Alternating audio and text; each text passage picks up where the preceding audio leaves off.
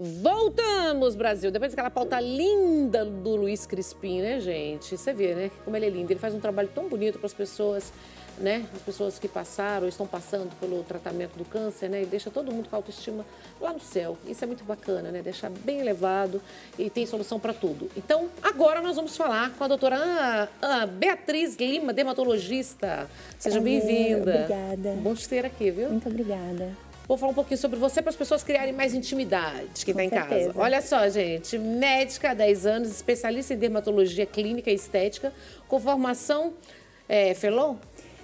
Fellow internacional em Paris. Hoje a gente vai conversar sobre complicações em procedimentos estéticos, tais como hematomas, isquemia, granulações inestéticas. E aí a gente vai entender um pouquinho, né? Por que acontece? Será que tem como evitar algumas dessas situações aqui?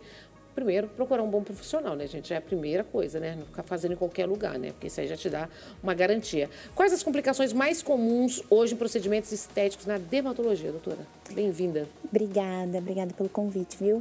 Bom, a gente tem alguns tipos de complicação. A gente tem algumas complicações mais simples e algumas complicações mais graves.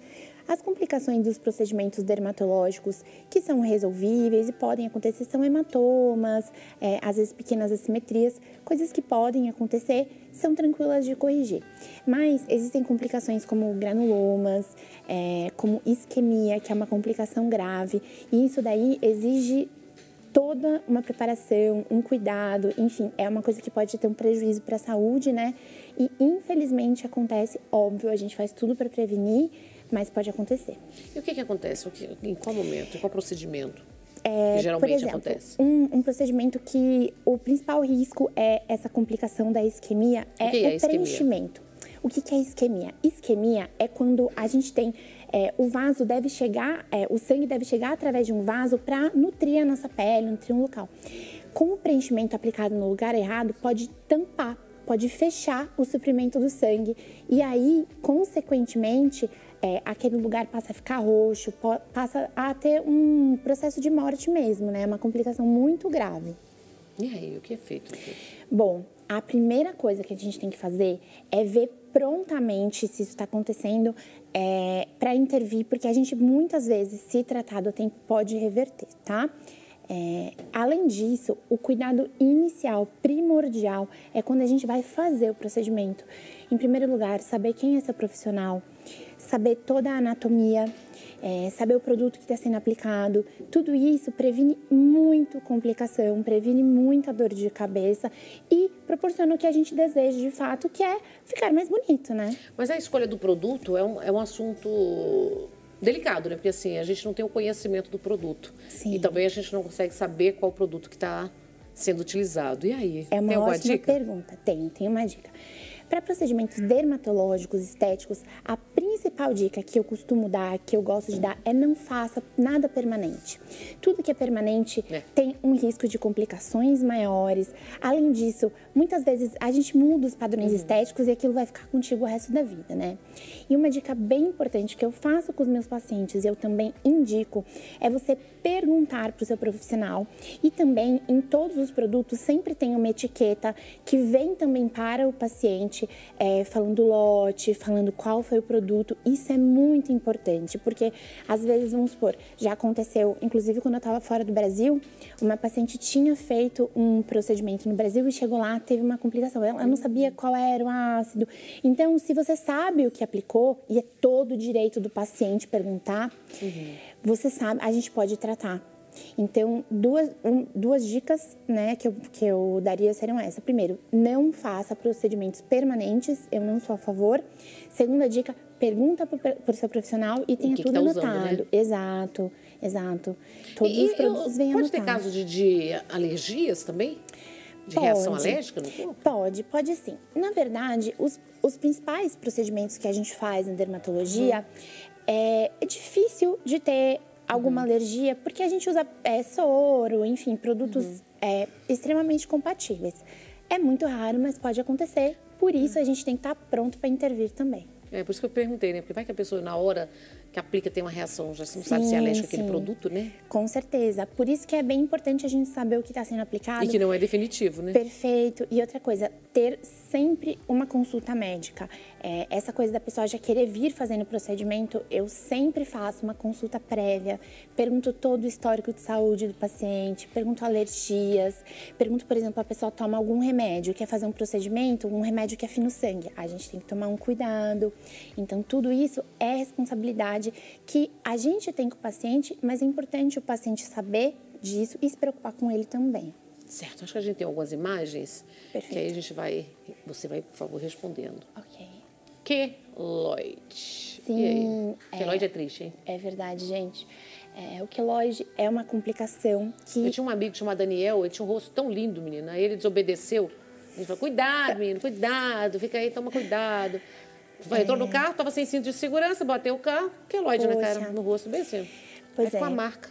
O queloide tem uma tendência genética da pessoa de ter uma pele com mais tendência, né, mais predisposição a ter queloide, mas também alguns cuidados, principalmente na realização dos procedimentos, evitar, enfim, eu sempre brinco, né, um bom procedimento se sabe na primeira picada, né, a gente tem que pensar já como vai começar para saber como é que vai ser o resultado. E ali? Essa daí provavelmente é uma pontos, cicatriz, né? Exato, uma cicatriz um pouquinho alargada, alguns pontos. Eu acho que essa daí deve ter sido algum procedimento não estético, com certeza, né? Ele deve ter quebrado, fratura exposta, existem cuidados também que é muito como, vamos supor, que nem o seu amigo, né? Que você contou que teve um acidente. Logo em seguida, os pacientes procuram a gente para saber como tratar e a gente já vai intervindo antes de formar uma complicação Mas quando está aparecendo jeito. queloide, não tem, quando vai fazer a cirurgia, uma injeção que já aplica em cima do local? Sim. E uns band-aid, um band-aid não? Exato. Como que é o nome?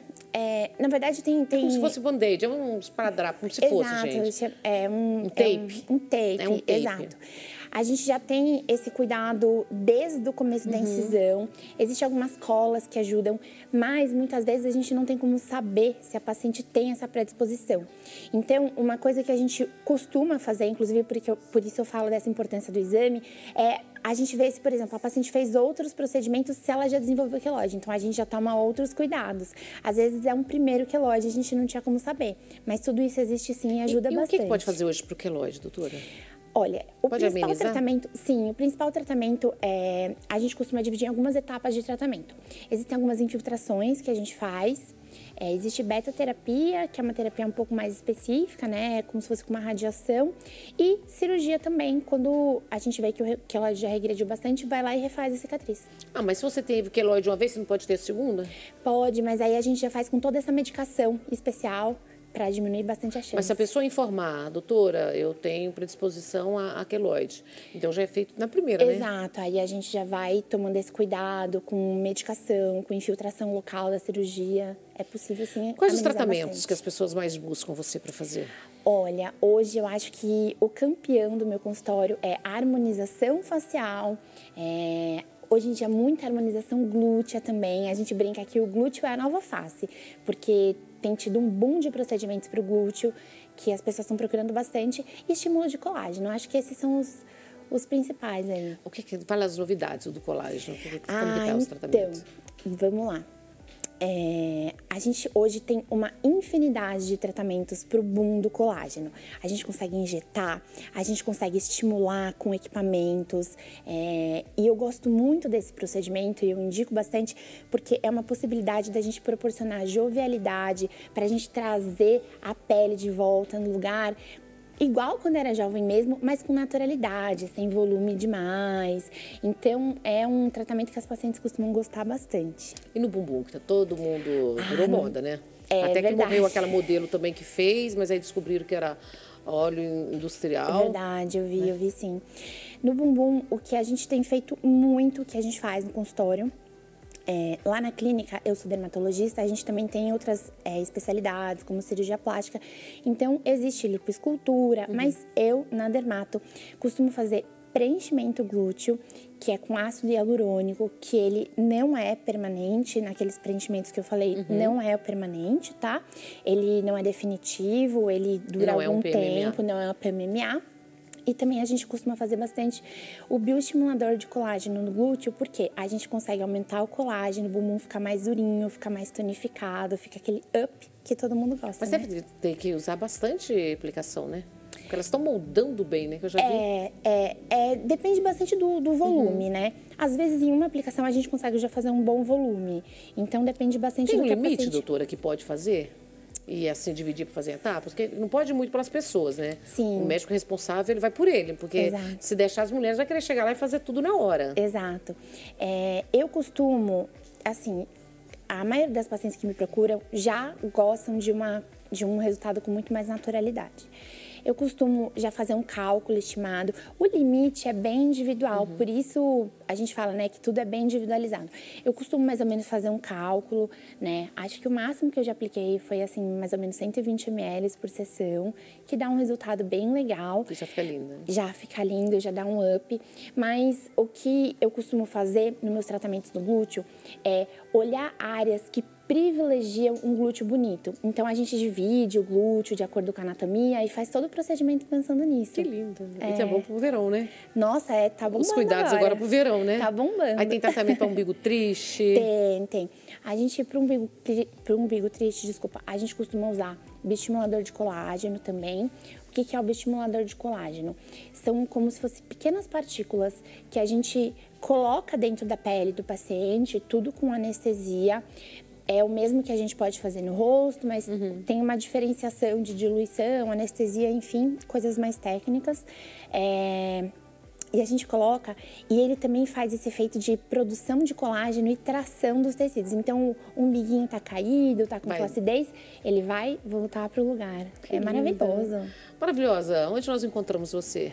Bom, eu atendo aqui na Clínica Defina, em São Paulo. A gente está na Vila Nova Conceição. É uma clínica linda, faz um ano que a clínica está aberta, tem várias especialidades.